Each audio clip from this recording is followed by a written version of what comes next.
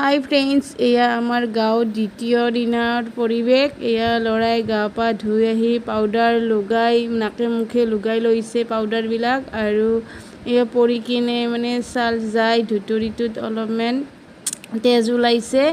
আৰু ল'ৰাটোৱে মানে গাঁৱত আহি পূৰা কেনে যি ৰূপ লৈছে ভগৱানেহে জানে। আৰু ইহঁত দুজনীও ইয়াক দেখা পাই হাঁহি ৰখাব পৰা নাই, হাঁহিতে পেট বিষাই গৈছে। আৰু কি ক'ম, কি যি ৰূপ লয় নহয়।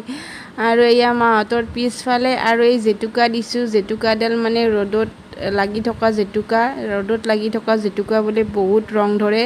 এয়া মাইনাজনীৰ আমাৰ ৰং ধৰিছে চুনুৰ, আৰু ময়ো সেইকাৰণে ভাবিলোঁ ময়ো লগাম। এয়া চুলিটো লগাইছে, আৰু বহুত ৰ'দ গৰম পৰিছে, জেতুকা দিলে অলপ ঠাণ্ডাও পৰে।